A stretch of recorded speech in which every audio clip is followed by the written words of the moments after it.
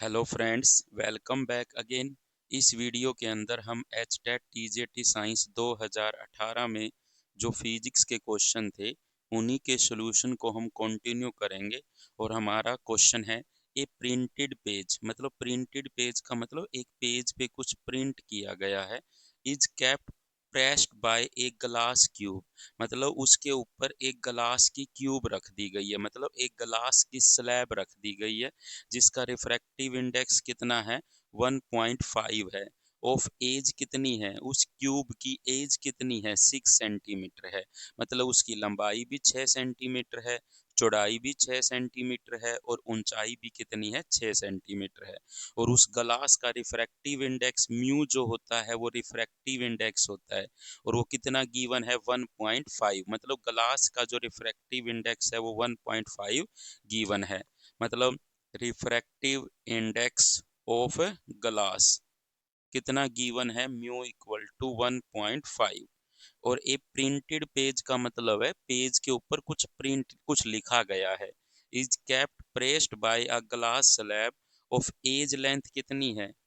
As length का मतलब होता है कि उसकी साइड की जो लेंथ है ए वो कितनी है 6 सेंटीमीटर है। ठीक है, ए मान लेते हैं साइड लेंथ को। बाय व्हाट अमाउंट, कितने अमाउंट से will the printed letters appear to be shifted when viewed from the top. मतलब जब आप ऊपर से उसको देखोगे तो प्रिंटेड जो लेटर्स है अपीयर टू बी शिफ्टेड कितने शिफ्ट हो जाएंगे, मतलब कितने ऊपर दिखाई देंगे when viewed from top. Means कुछ ऐसा सीन है कि यहाँ पर एक पेज है प्रिंटेड पेज, इसके ऊपर आपने क्या कर रखा है एक ग्लास की क्यूब रख रखी है। ये मान लेते हैं ग्लास की आपने क्या रख दी, एक क्यूब रख दी आपने ग्लास की।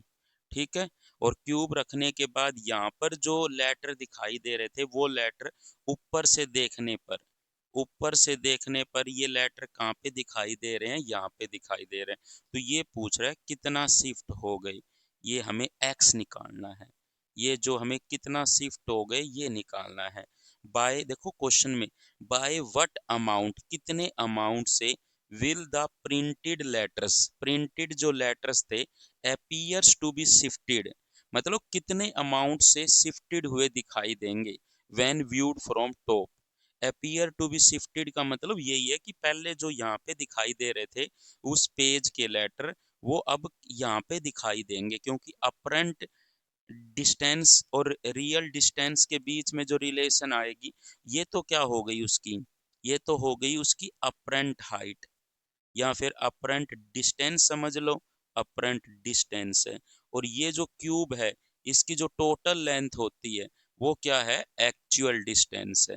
मतलब एक्चुअली वो कितनी नीचे है 6 सेंटीमीटर नीचे है। एक्चुअल में तो ये दूरी कितनी थी ए थी ना, क्योंकि एज लेंथ दे रखी थी क्यूब की। एज लेंथ जो है वो क्या होती है, लेंथ ब्रेथ और हाइट बराबर होती है। तो ये चाहिए लेंथ ले लो ब्रेथ ले लो चाहे हाइट ले लो सभी बराबर होंगी, ए के इक्वल थी।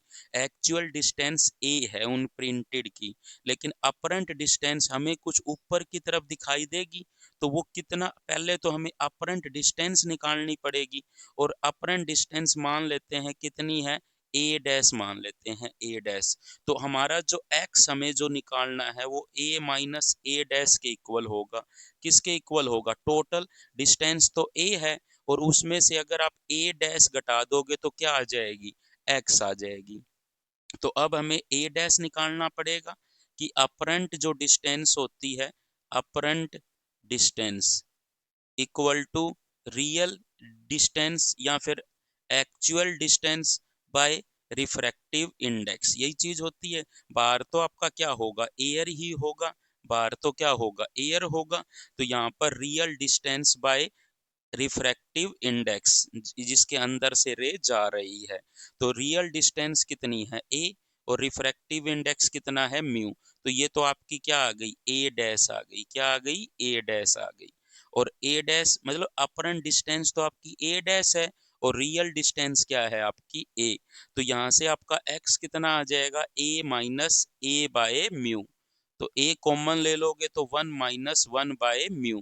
तो ए इंटू में 1 माइनस 1 बाय, और म्यू की वैल्यू कितनी गिवन है 1.5, तो यहाँ पर 1.5 रखोगे तो 10 कहाँ चला जाएगा ऊपर, तो यहाँ से ये कितना आ जाएगा a इंटू में, इसको 1 माइनस 2/3 लिख सकते हैं क्योंकि 5 से काट सकते हो, और इसको आप 1 एलसीएम 3 आएगा, 3 माइनस 2 1 आएगा, तो ये कितना आ जाएगा a/3।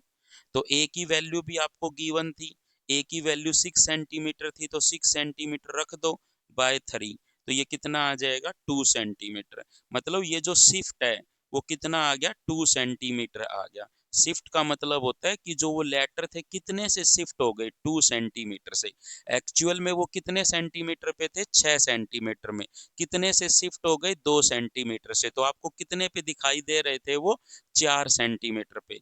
मतलब ये अगर आप निकालोगे ना 6 सेंटीमीटर बाय म्यू की वैल्यू 1.5 रखोगे तो ये आएगा आपका 4 सेंटीमीटर। कितना आएगा 4 सेंटीमीटर। मतलब एक्चुअल में वो 6 सेंटीमीटर पे थे लेकिन आपको दिखाई दे रहे थे 4 सेंटीमीटर पे, तो शिफ्ट कितना हो गया 2 सेंटीमीटर का शिफ्ट हो गया। तो यही आपको निकालना था कि कितने से शिफ्ट हुए हैं। तो इसका जो राइट आंसर होगा वो बी इसका क्या होगा राइट आंसर होगा आपका। अब देखिए नेक्स्ट क्वेश्चन क्या है, the refractive index of the material of the film. मतलब कोई मटेरियल की कोई फिल्म है, कोई लेयर है जिस मटेरियल का रिफ्रैक्टिव इंडेक्स कितना गिवन है 1.25। The minimum thickness of a film which will strongly reflect the light of wavelength 589 nanometre will be। मतलब आपको उस फिल्म की मिनिमम कितनी थिकनेस लेनी पड़ेगी ताकि वो इतनी वेवलेंथ की लाइट को स्ट्रोंगली रिफ्लेक्ट कर सके। मतलब आप चाहते हो कि इस वेवलेंथ की लाइट को वो स्ट्रोंगली रिफ्लेक्ट करे। स्ट्रोंगली रिफ्लेक्ट का मतलब मैक्सिमम लाइट को रिफ्लेक्ट कर पाए ताकि कंस्ट्रक्टिव इंटरफेरेंस हो सके। तो उसकी मिनिमम थिकनेस कितनी होनी चाहिए, हमें मिनिमम थिकनेस निकालनी है। तो इस केस में हम कैसे करेंगे, जैसे ये आपकी क्या है उस लेयर की अपर सरफेस है और ये क्या है उसकी लोअर सरफेस है, और बीच में क्या है उस मटेरियल की थिकनेस, उस मटेरियल की फिल्म है। मतलब ये आपकी उस मटेरियल की फिल्म गिवन है जिसमें अपर लेयर ये है और ये क्या है लोअर सरफेस है उस फिल्म की, और म्यू क्या है उसका रिफ्रैक्टिव इंडेक्स है, और टी क्या है उस फिल्म की थिकनेस है। और ये किसकी तरह बिहेव करेगी एज अ डेंसर मीडियम, और ऊपर क्या है एयर, और उस फिल्म के नीचे भी क्या है एयर, और एयर का रिफ्रैक्टिव इंडेक्स कम होता है इसलिए वो किसकी तरह ट्रीट होगा एज ए रेयर मीडियम। मतलब जो मटेरियल है वो एक डेंसर मीडियम की तरह बिहेव होगा और ऊपर जो एयर है वो एक रेयर मीडियम की तरह ट्रीट होगी। यहाँ पे क्या हो रहा है कि जो इंसिडेंट रे आई है वो इंसिडेंट रे अपर जो सरफेस है उस फिल्म की जो ऊपर की जो सरफेस है उससे रिफ्लेक्ट हुई, उसका नाम हमने रख दिया 1। जो ये रे फर्स्ट है ये ऊपर वाली जो सरफेस है उससे रिफ्लेक्ट होके आई है, और ये जो रे 2 है वो कहाँ से रिफ्लेक्ट होके आई है, जो नीचे वाली सरफेस है जो लोअर सरफेस है उससे रिफ्लेक्ट होके आई है। मतलब इंसिडेंट रे का कुछ पार्ट यहाँ से रिफ्लेक्ट हो गया, कुछ जो अंदर गया था वो अंदर वाली जो लोअर सरफेस से रिफ्लेक्ट होके फाइनली बाहर निकल गया। और रे 1 और रे 2 में क्या होगा इंटरफेरेंस होगा। हम ये चाहते हैं कि इन दोनों में कंस्ट्रक्टिव इंटरफेरेंस हो। वो कब हो सकता है, जब ये दोनों रे स्ट्रोंगली रिफ्लेक्ट हो। स्ट्रोंगली रिफ्लेक्ट का मतलब यहाँ से तो रिफ्लेक्ट हो गई लेकिन हम चाहते हैं यहाँ से जो रे रिफ्लेक्ट होके गई है वो स्ट्रोंगली रिफ्लेक्ट हो। स्ट्रोंगली रिफ्लेक्ट का मतलब ज्यादा से ज्यादा रे इसमें से निकले। वो कब इसमें से ज्यादा रे वापस कर सकता है, जब इन दोनों के बीच में कैसा इंटरफेरेंस हुआ होगा कंस्ट्रक्टिव इंटरफेरेंस हुआ होगा। तभी हम कह सकते हैं कि यहाँ से ज्यादा लाइट रिफ्लेक्ट हुई है, स्ट्रोंगली रिफ्लेक्ट हुई है। सो ये म्यू क्या है उसका रिफ्रैक्टिव इंडेक्स है। अब देखो, अब यहाँ पर थोड़ी सी आपको याद रखना है कि जो ये रे फर्स्ट है, जो ये फर्स्ट रे थी ये रे, जब कोई भी रे डेंसर मीडियम से रिफ्लेक्ट होती है तो उसके अंदर एक एडिशनल पाथ डिफरेंस आ जाता है, और कितना आ जाता है, लैम्डा बाय 2 का। तो रे जो फर्स्ट है उसके अंदर एक पाथ डिफरेंस लैम्डा बाय 2 आ गया, किसकी वजह से, रिफ्लेक्शन की वजह से, फ्रॉम द डेंसर मीडियम। मतलब ये जो रे फर्स्ट है ये रिफ्लेक्ट हुई, कहां से रिफ्लेक्ट हुई, डेंसर मीडियम से।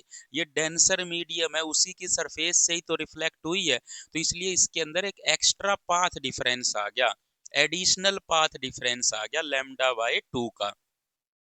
और ये जो रे सेकंड है, इसके अंदर ये कितना एक्स्ट्रा पाथ चली होगी, जितना इस फिल्म के अंदर उसने डिस्टेंस ट्रेवल करी होगी। तो यहां से लेकर यहां लग उसने डिस्टेंस ट्रेवल करी, ऑप्टिकल डिस्टेंस म्यू टी। और यहां से लेके यहां लग भी उसने कितनी डिस्टेंस ट्रेवल करी, म्यू टी। तो कितना एक्स्ट्रा टोटल पाथ रे सेकंड ने ट्रेवल किया, 2 म्यू टी। इसी को कहते हैं ऑप्टिकल पाथ डिफरेंस।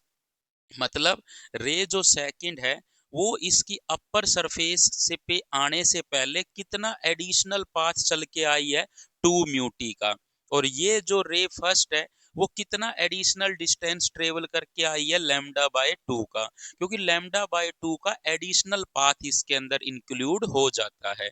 सो हम ये कहेंगे कि वन और सेकंड रे ऊपर वाली सरफेस पे पहुंचने के बाद, यहां से निकलने के बाद इनके अंदर कंस्ट्रक्टिव इंटरफेरेंस होगा, मतलब तब इनके बीच में जो पाथ डिफरेंस होना चाहिए वो एन टाइम्स लैम्डा होना चाहिए, मतलब लैम्डा का इंटीग्रल मल्टीपल होना चाहिए। तो इसमें पाथ डिफरेंस कितना है, लैम्डा बाय 2, और इसमें कितना है, 2 म्यू टी। तो जो नेट पाथ डिफरेंस आएगा वो कितना आएगा, 2 mu T plus lambda by 2। मतलब आपने एडिशनल पाथ डिफरेंस इसको समझ लिया, लैम्डा बाय 2 क्यों आया, क्योंकि ये डेंसर मीडियम से रिफ्लेक्ट हुई। और एक्स्ट्रा पाथ 2 ने कितना ट्रेवल किया, 2 म्यू टी। इसी को ऑप्टिकल पाथ डिफरेंस कहते हैं। और अब देखिए जो नेट पाथ डिफरेंस आना था वो कितना आएगा, 2 म्यू टी उसने चला और लैम्डा बाय 2 उसके अंदर है, तो नेट पाथ डिफरेंस कितना आ जाएगा, 2 mu T plus lambda by 2। और जो किसके इक्वल होगा, एन लैम्डा के इक्वल होगा, ताकि आपका स्ट्रोंगली रिफ्लेक्शन हो, मतलब उसके अंदर जो इंटरफेरेंस है वो कैसा हो, कंस्ट्रक्टिव इंटरफेरेंस हो। मतलब आपने नेट पाथ डिफरेंस आपने निकाल लिया, जो कितना आया, 2 mu T plus lambda by 2। और इसको किसके इक्वल करोगे, एन लैम्डा के। आपने इसको एन लैम्डा के इक्वल कर दिया, तो 2 म्यू टी किसके इक्वल आ जाएगा, ये लैम्डा बाय 2 साइड चला जाएगा, तो N lambda minus lambda by 2। For minimum thickness, minimum thickness के लिए एन की वैल्यू कितनी करोगे, 1। तो 2 म्यू टी किसके इक्वल आ जाएगा, लैम्डा बाय 2 के, लैम्डा माइनस लैम्डा बाय 2। तो लैम्डा में से लैम्डा बाय 2 घटाओगे तो लैम्डा बाय 2 बचेगा। सो 2 म्यू टी इक्वल टू आ गया लैम्डा बाय 2। तो हमें तो टी निकालना है, तो लैम्डा बाय 2 म्यू नीचे लेके आओगे तो ये 4 म्यू हो जाएगा। तो यहाँ पर आपको अब लैम्डा की वैल्यू और म्यू की वैल्यू रखनी है।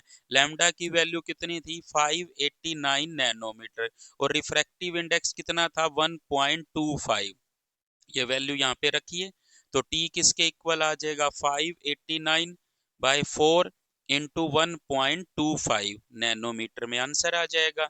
तो ये 589 बाय 4 इंटू में इसको 125 गुण बाय 100 करूंगा तो 100 ऊपर चला जाएगा, और 25 पे कट जाएंगे 5, और ये 4 पे, 4 से ये 4 कट जाएगा, तो ये कितना आ जाएगा, 589 बाय 5 नैनोमीटर। और जब आप इसको डिवाइड करोगे 5 से तो ये नियरली 118 नैनोमीटर के करीब आंसर आएगा आपका। सो इसका राइट आंसर क्या होगा, 118 नैनोमीटर की थिकनेस की फिल्म होनी चाहिए, ताकि वो इतने वेवलेंथ की लाइट को स्ट्रोंगली रिफ्लेक्ट कर सके। तो इसका जो राइट आंसर होगा वो बी, इसका क्या होगा, राइट आंसर होगा आपका। अब देखिए नेक्स्ट क्वेश्चन क्या है, the time period between a full moon to the next full moon. मतलब फुल मतलब पूरा चंद्रमा दिखाई दे, और फिर बाद में कब चंद्रमा दिखाई देगा पूरा का पूरा, तो वो 28 डेज के बाद, स्लाइटली लॉन्गर देन 28 डेज, या 29 डेज, या स्लाइटली लॉन्गर देन 29 डेज। मतलब 29 दिन या 29 दिन से थोड़ा सा ज्यादा होगा, या 28 दिन या 28 दिन से थोड़ा सा ज्यादा होगा, तो उसको हम कहते हैं ल्यूनर मंथ। मतलब फुल मून के बाद नेक्स्ट फुल मून जो दिखाई देता है वो जो होता है ल्यूनर मंथ, या इसको सिनोडिक मंथ भी कहते हैं। और जो कितना होता है 29.53 डेज। मतलब इतने दिनों के बाद आपको पूरा चंद्रमा दोबारा से दिखाई देगा। और इसको अगर टाइम ऐसे भी लिख सकते हो, 29 डेज में 12 घंटे 44 मिनट और 2.8 सेकंड। मतलब इसको आप कन्वर्ट करोगे तो 29.53 डेज ही आएगा। मतलब इतने दिनों के बाद आपको पूरा चंद्रमा दोबारा से दिखाई देगा मून। तो ये स्लाइटली लॉन्गर देन 29 डेज है, तो इसका राइट आंसर क्या होगा? डी इसका राइट आंसर होगा। अब देखिए नेक्स्ट क्वेश्चन क्या है। The magnetic field at the centre of a circular coil of radius R. मतलब एक सर्कुलर कोयल है जिसकी रेडियस कितनी है? आर है। मान लेते हैं ये उसकी सर्कुलर कोयल है जिसकी रेडियस कितनी है? आर है। The magnetic field at the centre of a circular coil of radius R and carrying current I is B. मतलब अगर उसमें आई करंट जा रहा हो और आर उसकी रेडियस हो, तो मैग्नेटिक फील्ड उसके सेंटर पे कितना है? बी। मतलब आपको मैग्नेटिक फील्ड एट सेंटर पर कितना गिवन है? बी गिवन है। कितना गिवन है? बी। और आपको what is the magnetic field at a distance x equal to √3r from the centre on the axis of the coil. मतलब इसकी एक्सिस पर इतनी दूरी पर मैग्नेटिक फील्ड कितना होगा ये पूछ रहा है। और आंसर किसकी टर्म में पूछ रहा है? बी की टर्म में पूछ रहा है। और बी क्या है? मैग्नेटिक फील्ड है सेंटर पे। सेंटर पे मैग्नेटिक फील्ड जितना भी होगा उसका नाम क्या रख देना है? बी। और आपको एक्सिस पे इतनी दूरी पे निकालना है। अब हमें एक फॉर्मूला पता है। अगर कोई करंट कैरिंग कोयल है जिसमें आई करंट फ्लो कर रहा है, और ए उसकी क्या है? रेडियस है। ए जिसकी क्या है? रेडियस है। तो उससे एक्स डिस्टेंस पर मैग्नेटिक फील्ड एक्सिस पर कितना होगा? ये होगा। मतलब अगर कोई करंट कैरिंग कोयल मतलब कोई करंट कैरिंग कोयल है जिसमें आई करंट फ्लो कर रहा है, ए जिसकी रेडियस है, ए क्या है यहाँ पर? उसकी रेडियस है। और x दूरी पर, कितनी दूरी पर? x दूरी पर एक्सिस के ऊपर, मैग्नेटिक फील्ड एट एक्सिस के ऊपर। आप कैसे बताओगे कि x दूरी पर कितना होगा? Mu naught I A square by 2 into में ए स्क्वायर प्लस एक्स स्क्वायर की पावर 3/2। मीन्स यहाँ पर आपको क्या गिवन है? कि ये गिवन है कि अगर आप उसकी रेडियस को तो कितना लोगे? यहाँ पर उसकी रेडियस कितनी दे रखी है? आई, सॉरी आर। और करंट कितना गिवन है? आई। तब जो मैग्नेटिक फील्ड होगा एक्सिस पर, उसका फॉर्मूला क्या बन जाएगा? मैग्नेटिक फील्ड एक्सिस पर म्यू नॉट आई, और ए की जगह क्या रखना पड़ेगा? आर। तो mu naught I R square by 2, R square plus X square की पावर 3/2। क्योंकि आपको x क्या दे रखा है? डिस्टेंस दे रखा है एक्सिस पे। तो एक्सिस पे जो डिस्टेंस है वो तो आप x ही गिवन है। तो हमारे फॉर्मूले में भी x ही थी। तो ये चीज है। अब आपसे जैसे कह रहा है उसके अकॉर्डिंग चलते चलिए। तो मैग्नेटिक फील्ड एट सेंटर पे निकालोगे। जब आप मैग्नेटिक फील्ड सेंटर पे निकालोगे तो x को कितना रख दोगे? 0। मीन्स जब ये x की वैल्यू 0 हो जाएगी तो मैग्नेटिक फील्ड कहाँ पे आ जाएगा? सेंटर पे। तो इसके इस फॉर्मूले में आप x की जगह कितना रख दो? 0। तो mu naught I R square by 2, R square plus 0 का स्क्वायर तो 0 ही आएगा। तो आर स्क्वायर की पावर, यहाँ पर आर स्क्वायर की पावर कितनी बच जाएगी? 3/2। तो 2 और 2 तो कैंसल आउट हो जाएंगे। तो mu naught I R square by 2, और ये r की पावर 2 और r की पावर 3/2 है। तो ये दो और दो तो कैंसल आउट हो जाएगा, सिर्फ आर की पावर कितनी बचेगी 3, और दो ऊपर है 3 नीचे है आर की पावर, तो म्यू नॉट आई बाय 2, एक आर नीचे बचेगा। और जो सेंटर पर जो मैग्नेटिक फील्ड आया है वो ये आया है, और इसका नाम कितना रख देना है बी। तो मतलब mu naught I upon 2 R को क्या नाम रखा गया है बी। अब आपको मैग्नेटिक फील्ड कितनी दूरी पर निकालना है, x इजिकल टू √3 r पे निकालना है।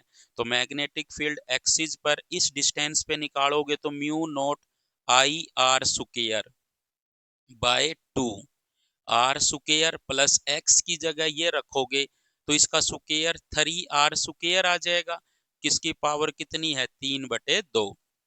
तो mu naught I R square by 2, ये 3r स्क्वायर और आर स्क्वायर तो 4r स्क्वायर हो जाएगा, इसकी पावर 3/2।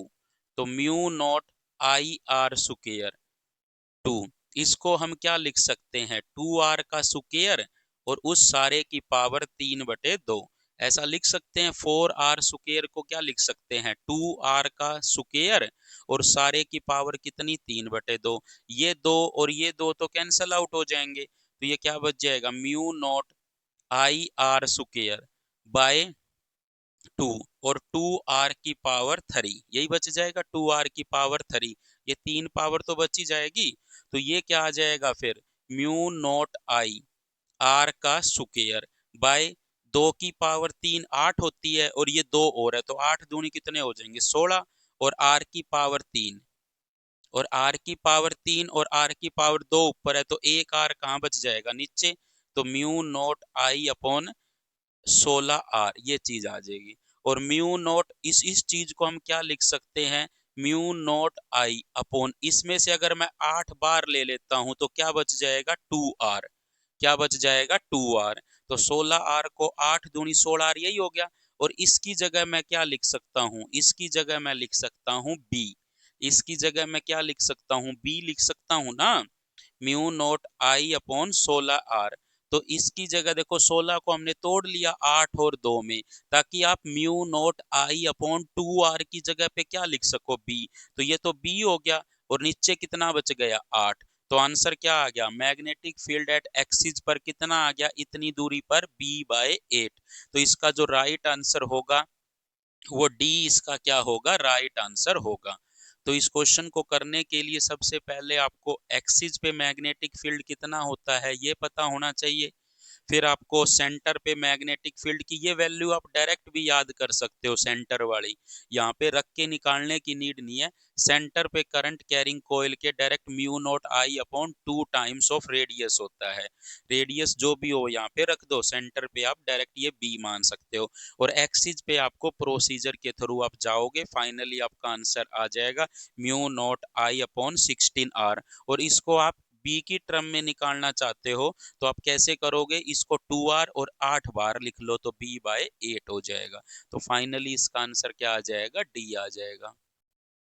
अब देखो नेक्स्ट क्वेश्चन क्या है, टू हीटर्स आर मार्क्ड, मतलब दो हीटर है जो क्या लिख रखा है मार्क 200 वोल्ट एंड 300 वाट, मतलब टू हीटर है, ये उनकी आपको क्या दे रखी है स्पेसिफिकेशन दे रखी है कि अगर आप इस हीटर को 200 वोल्ट पे चलाते हो तो कितनी पावर कंज्यूम करेगा ये 300 वाट की पावर कंज्यूम करेगा, मतलब एक सेकंड में कितनी जूल एनर्जी कंज्यूम कर देगा ये 300 जूल एनर्जी कंज्यूम कर देगा।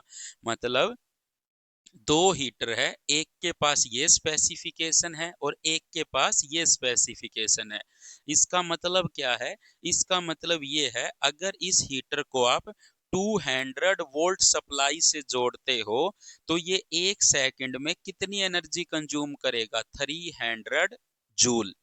और इसका मतलब है अगर आप इसको भी 200 वोल्ट से जोड़ते हो तो एक सेकंड में ये 600 जूल की एनर्जी क्या करेगा कंज्यूम करेगा।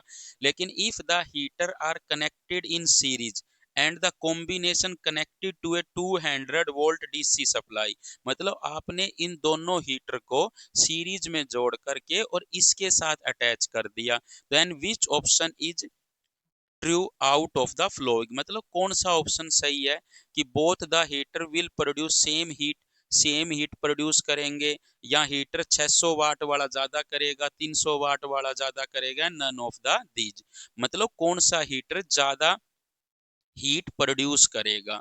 अब आप देखिए, मान लेते हैं आपके पास एक हीटर ये है और एक हीटर ये है। ये हीटर जो है वो 200 वाट और 300 वाट में लिखा है, वोल्ट और 300 वाट, और ये हीटर क्या है, 200 वोल्ट एंड 600 वाट ये है। और दोनों को आपने एक किससे जोड़ दिया, डीसी पावर सप्लाई से जोड़ दिया, कितने से, 200 वोल्ट से, आपने 200 वोल्ट से जोड़ दिया।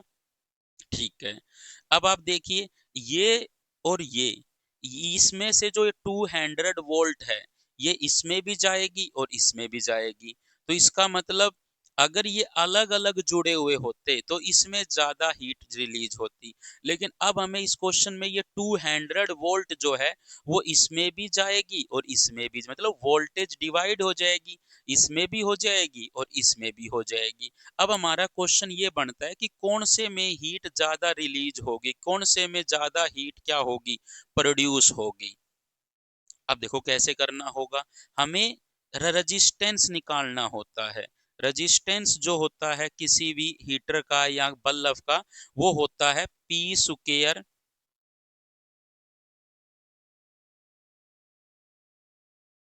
सॉरी, रेजिस्टेंस जो है, हमें पावर पता है, पावर किसके बराबर होती है, वी स्क्वेयर बाय आर के। तो आर किसके इक्वल आएगा, वी स्क्वेयर बाय पी के, मतलब जो पावर है वो किसके इक्वल होती है, वी स्क्वेयर बाय आर के। आर जो रेजिस्टेंस है वो क्या आ जाएगी, वी स्क्वेयर बाय पी। अब हम क्या करेंगे, दोनों की रेजिस्टेंस निकालेंगे। तो इस हीटर की जो रेजिस्टेंस है वो कितनी आएगी, वी का स्क्वेयर, 200 गुणा में 200 और बटे में कितना हो जाएगा, 300। तो दो जीरो से दो जीरो कट गई, तो ये 400 बटे कितना आ जाएगा, 3। तो इसकी रेजिस्टेंस आ गई 400 बटे में 3। और इसकी रेजिस्टेंस कितनी आएगी, इसकी रेजिस्टेंस आएगी 200 गुणा में 200 और बटे में 600। तो दो जीरो से दो जीरो कट गया, तो ये 400 बटे में 6। तो ये चीज आ गई इतने ओम और इतने ओम। ठीक है, अब देखो एक बात बताइए, हीट जो प्रोड्यूस होती है वो आई स्क्वेयर आर टी लिखी जाती है, क्या लिखी जाती है, आई स्क्वेयर आर टी, या फिर V square by R into T, या फिर V into I into T. T तो क्या हो गया, टाइम हो गया, टाइम तो सेम होगा, सेम टाइम के लिए करंट जाएगा। और देखो सीरीज में है ये दोनों, तो दोनों में जो करंट होगा वो तो दोनों में सेम होगा, तो हम इसको यूज करेंगे, किसको यूज करेंगे, इसको। तो हीट जो रिलीज होगी वो आर के डायरेक्टली प्रोपोर्शनल होगी, क्योंकि आई तो सेम और टी भी क्या है, सेम है। टी जो सेम टाइम के लिए दोनों में करंट जाएगा, तो आई भी सेम, टी भी सेम। तो एच जो है किसके डायरेक्टली प्रोपोर्शनल होगा, आर के। जिसका रेजिस्टेंस ज्यादा होगा उसमें हीट जो प्रोड्यूस होगी वो भी ज्यादा होगी। ये हीट प्रोड्यूस है, कितनी हीट प्रोड्यूस हुई है उसमें, कि आई करंट आर रेजिस्टेंस में टी टाइम के लिए गया है तो कितनी हीट प्रोड्यूस होगी। तो देखो ये तो 400 बटे 3 है और ये 400 बटे 6 है, तो इसका मतलब ये, इसका नाम मैं एक बार के लिए R1 रख देता हूं और इसका नाम R2 रख लेते हैं। तो R2 और R1 में से कौन सा ज्यादा है, देखो इसके नीचे कम है तो ये ज्यादा होगा, यहाँ पे R1 ज्यादा है R2 से। तो हीट जो प्रोड्यूस होगी एक में क्या होगी, ज्यादा होगी, मतलब हीटर एक में हीट ज्यादा प्रोड्यूस होगी दो के कंपेयर में। क्यों होगी, क्योंकि इसका रेजिस्टेंस ज्यादा है। कैसे हुआ इसका ज्यादा, 400 बटे 3 और 400 बटे 6, नीचे क्या है, ज्यादा, ज्यादा है तो ये क्या आएगा, कम।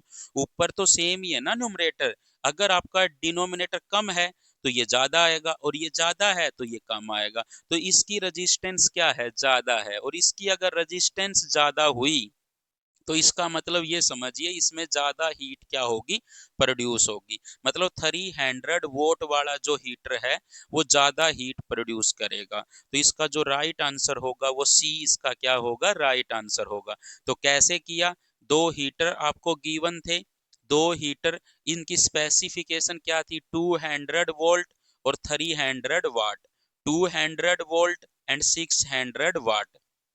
अब क्या था कि जो रजिस्टेंस है वी स्क्वायर बाय पी, इससे आपने पावर जो है वी स्क्वायर बाय आर से आपने रजिस्टेंस का फॉर्मूला ये यूज करके इसकी रजिस्टेंस भी निकाल ली, इसकी रजिस्टेंस भी निकाल ली। और हीट प्रोड्यूस किसी भी रजिस्टेंस में ये तीन फॉर्मूले से निकाल सकते हैं।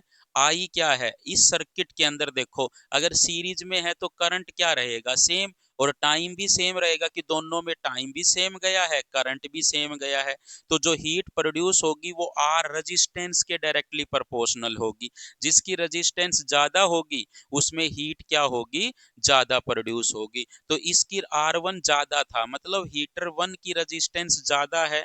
इसका मतलब हम ये कह सकते हैं कि हीटर 1 जो है उसमें हीट ज्यादा प्रोड्यूस होगी। सो इसका राइट आंसर क्या होगा, heat produce in 300 watt heater is more. अब देखिए नेक्स्ट क्वेश्चन क्या है, a thin glass prism of refractive index 1.5, मतलब एक थीन का मतलब पतला सा ग्लास प्रिज्म है, ऑफ रिफ्रैक्टिव इंडेक्स कितना है 1.5, produces a deviation of 4 degree of a ray incident at a small angle, मतलब कोई रे उसके ऊपर आके गिरी है और उसने कितना डेविएशन दिखाया 4 डिग्री का, कब, जब उसका रिफ्रैक्टिव इंडेक्स 1.5 है।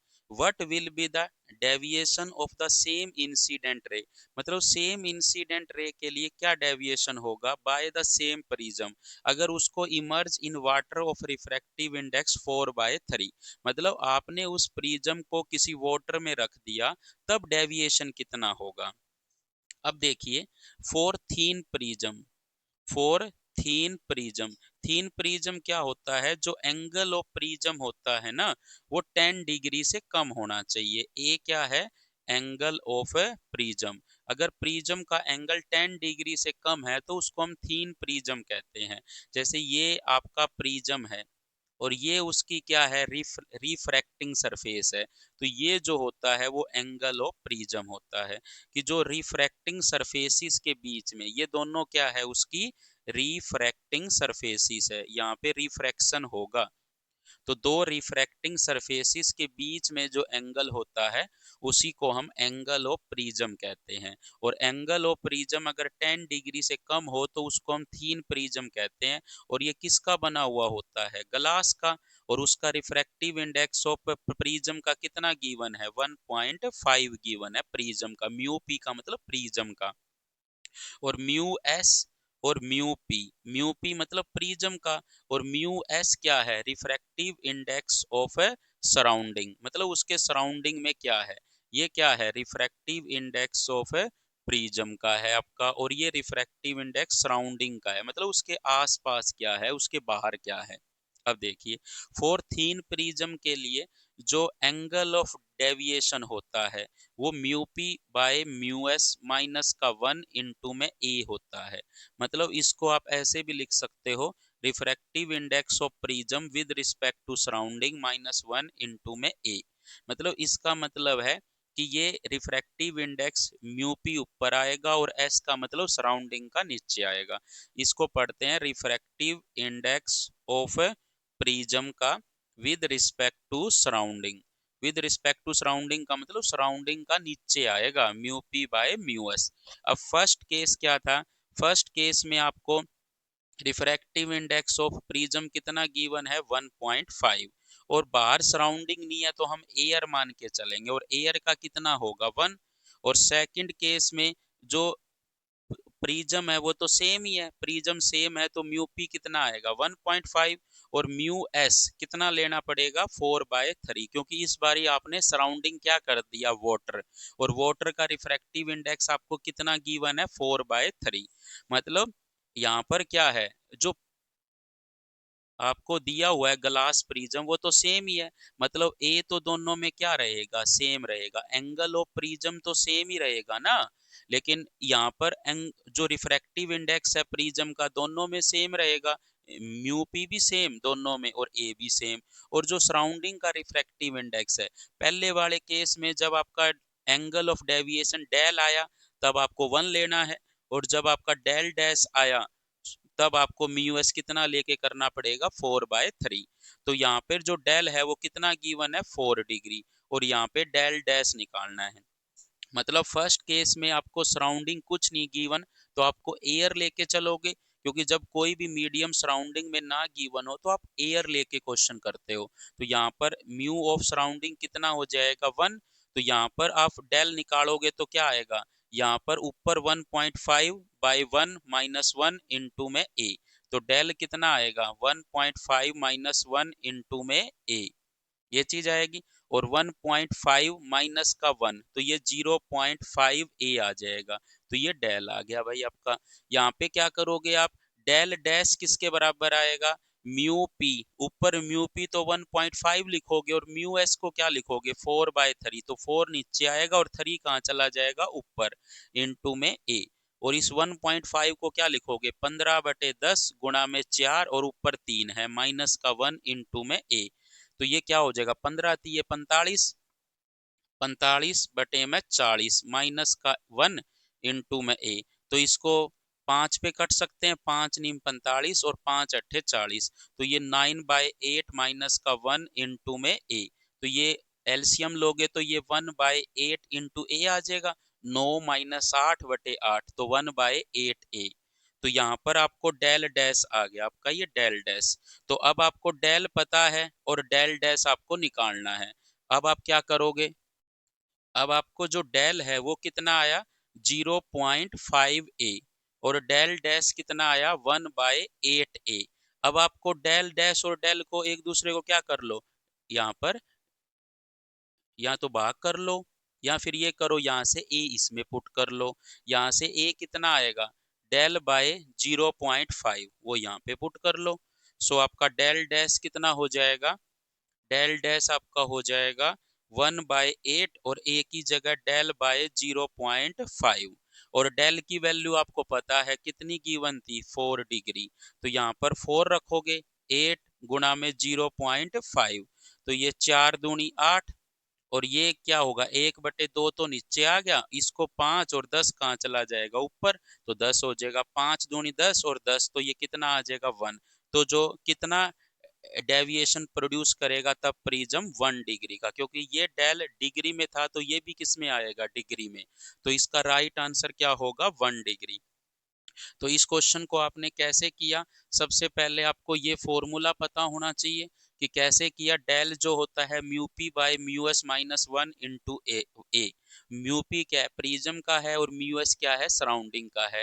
पहले वाले केस में सराउंडिंग कुछ नहीं था तो आपको एयर लेके क्वेश्चन करना पड़ा, यहाँ से आपने ए निकाल करके वहां पे यूज कर लोगे, और यहाँ पर जो आपका डेल डैश आया वो ये आया, यहाँ से ए इसमें पुट कर लो या इन दोनों को आपस में डिवाइड कर लो। तो हमने क्या किया था, हमने यहाँ से ए निकाल करके इसमें पुट किया था, और फाइनली हमारा आंसर डेल डैश कितना आ गया था 1 डिग्री आ गया था। सो इसका जो राइट आंसर होगा वो ए इसका क्या होगा राइट आंसर होगा। So thank you so much for watching this video. अगर वीडियो अच्छी है और कंटेंट आपको अच्छा लग रहा है तो please like share and subscribe जरूर करें।